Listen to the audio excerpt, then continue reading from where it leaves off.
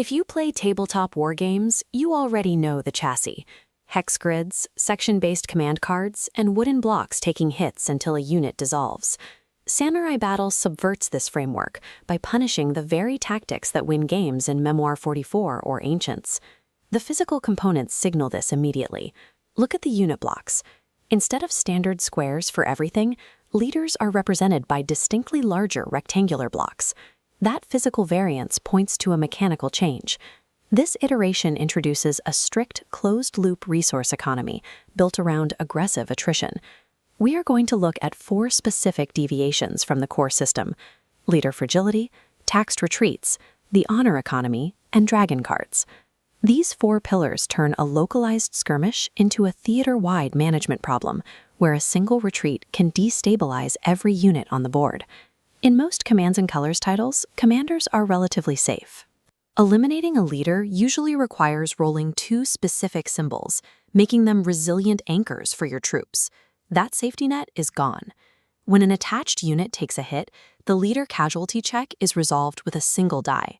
If that single die lands on the crossed sword symbol, the leader block is instantly eliminated. Your opponent claims a victory banner. The rulebook notes the historical rationale. Japanese medieval leaders traditionally fought from the absolute front lines, exposing them to a significantly higher casualty rate. Then there is the seppuku mechanic, which applies specifically when a lone leader is targeted on the board. If a lone commander survives a casualty check but is forced to retreat into a blocked path or pushed off their own baseline, they must commit seppuku.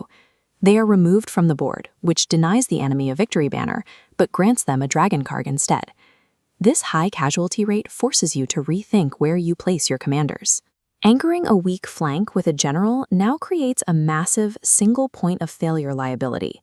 The most punishing change to the board involves standard units. Yielding ground during a retreat is no longer free. Every hex you fall back incurs a strict economic tax. This tax scales with unit rank. When a high-tier red square samurai unit rolls a flag and retreats a single hex, it demands 2 tokens from your reserve. A mid-tier blue triangle Ashigaru unit is slightly cheaper, draining only 1 token per hex retreated. And if a lone leader tries to fall back, the cost is a massive flat drain of 3 tokens. There is one notable exception. Low-ranking levy units cost a flat rate of 2 tokens, regardless of whether they retreat 1 hex or run straight toward the baseline.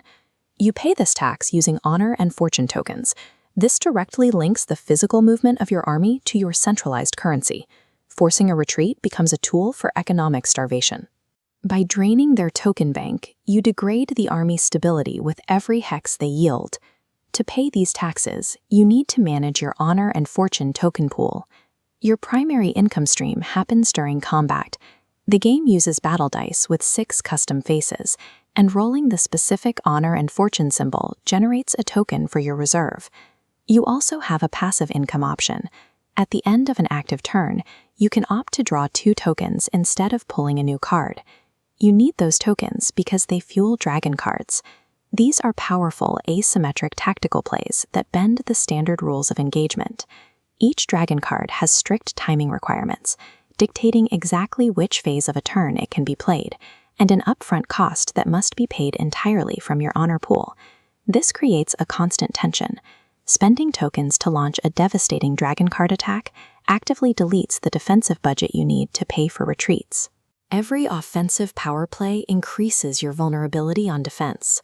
The system demands a constant risk-reward calculation before you commit to an attack, which leads us to the game's failure state.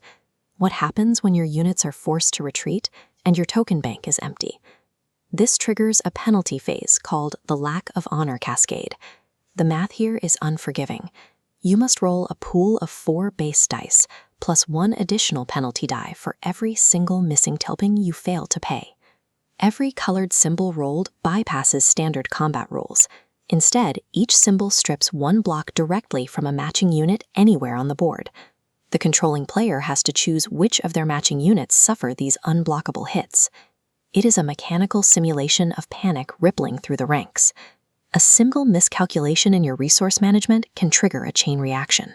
Defaulting on your honor taxes doesn't just cost you the overextended unit, it can lead to a sudden rout of the entire army. When you step back and view the 12 by 11 grid as a whole, it stops looking like a traditional battlefield and becomes a sensitive economic organism. Let's trace the loop. It starts with something as simple as rolling a single flag in combat, forcing an enemy to retreat. That retreat drains their tokens. With fewer tokens, they lose the ability to cast their dragon cards, effectively neutralizing their offensive options.